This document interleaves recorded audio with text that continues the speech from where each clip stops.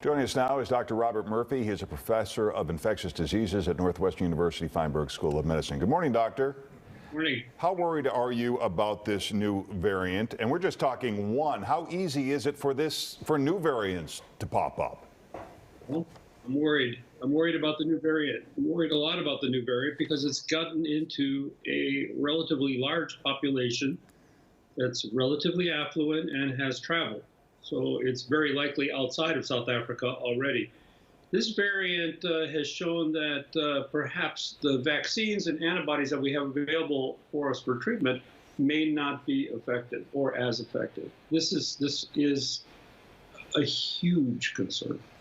Let's also talk about the FDA coming out and saying that both doses of that vaccine are going to be needed. I know yesterday we talked about, maybe only giving one dose and then giving, to explain what your thoughts are on that, since the FDA, yesterday you seemed to indicate, I'd rather have people just get one dose, at least it's something.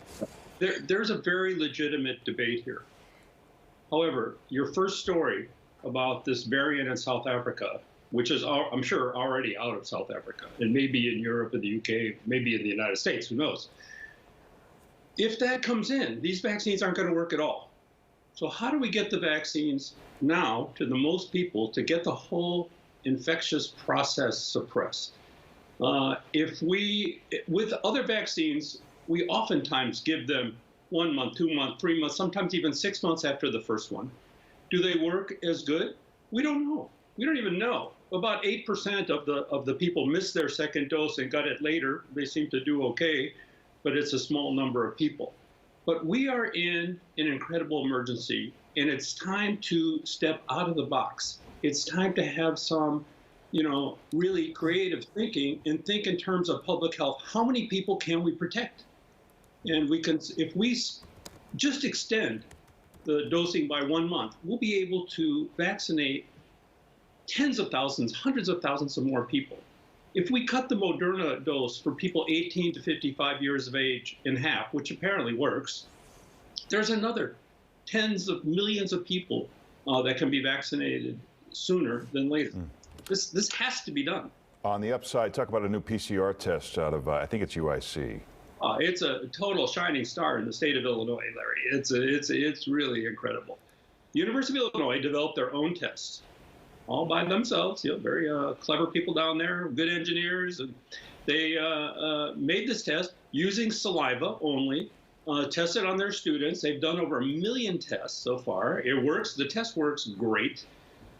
They tested their students, 3 times a week. They have a handheld app that the students check in, have their tests, they get the results on the app. I mean, it's all like incredibly organized and a beautiful thing. So they are going to be sharing that technology to other public and private schools, and even maybe commercially. They've shared the technology with Notre Dame.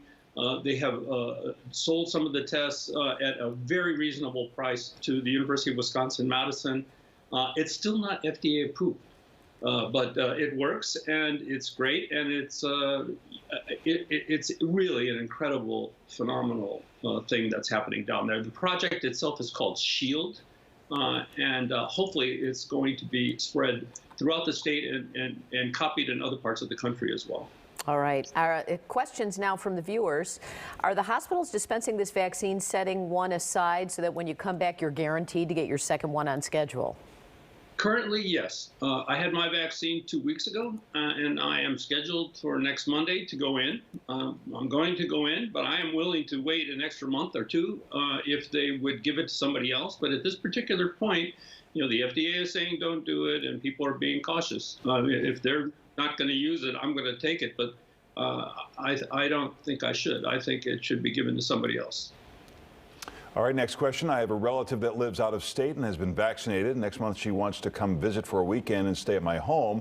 But my husband, 12-year-old child, and I will not be vaccinated by then. Can she still transmit the virus to us, even though she has received her 2 doses? Most 95%, no. So, the vaccine is not 100%. But the risk is really, really low. But it's not zero. Now, if everybody had been vaccinated, it would even be lower than low. So, ultimately, at some point, that's what's going to happen. but she's still a risk. It's a small risk, but they have to keep that in mind. So they should socially distance and wear masks when they are together. All right, last question. There's a new recommendation for patients with Hashimoto's disease and underactive thyroid to avoid the vaccine because it induced autoimmune issues in them. What's your thought? Well, there's many diseases like Hashimoto's disease, even rheumatoid arthritis and Sjogren's syndrome and these other immune diseases. Can the vaccine sort of trigger that? Can it make that worse? That's possible. And they need to speak with their physician and decide whether the vaccine is, even though there is a small risk there, or some kind of risk that it could aggravate it somewhat, versus getting COVID. If they get COVID, with their immune system kind of off kilter, that could be also incredibly dangerous. So, so we always have this risk-benefit thing. We have to weigh it, and that's a personal decision between the physician and the patient. All right, if you have a question for Dr. Murphy, head to our Morning News Facebook page and post it there. We'll talk to him again tomorrow. Thanks, Doctor. Thanks, Doctor.